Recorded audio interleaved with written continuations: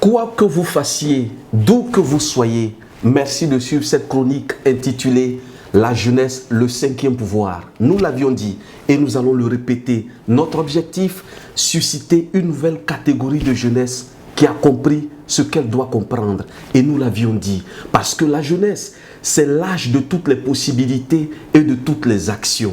Le sujet de ce jour, la puissance de l'objectif. Oui, la puissance de l'objectif.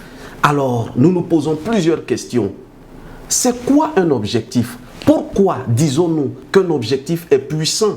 Et en quoi les objectifs ou l'objectif peut fondamentalement et profondément modifier la vie du porteur d'objectif? En anglais, nous parlons de goal. En français, nous parlons du but. Alors, c'est quoi un but? C'est quoi un objectif? L'objectif, c'est l'orientation que nous nous donnons. L'objectif, c'est ce que nous voulons faire.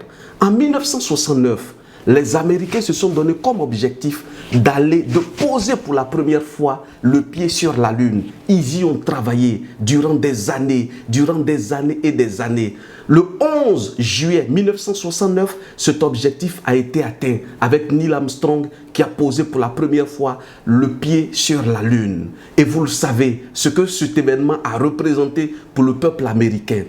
Pour un jeune qui se fixe comme objectif d'atteindre 52 millions de francs l'année, ce n'est pas impossible parce que tout n'est qu'une question de volonté. Celui qui veut, il trouve toujours les moyens, mais celui qui ne veut pas, il trouve toujours des excuses.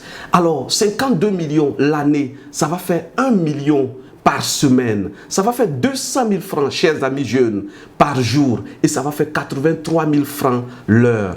Ce jeune qui se fixe comme objectif 52 millions l'année, sa manière de conjuguer tous les verbes, à tous les temps verbaux, à toutes les personnes de la conjugaison sera différente de celui qui n'a pas d'objectif. C'est pourquoi nous demandons aux jeunes de se fixer des objectifs. Parfois des objectifs atteignables comme des objectifs non atteignables.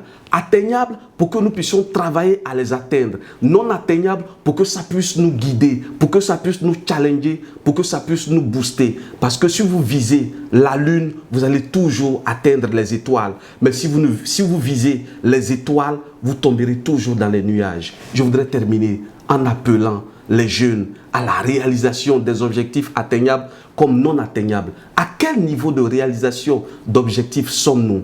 Je vous demande de partager cette vidéo. Je vous remercie.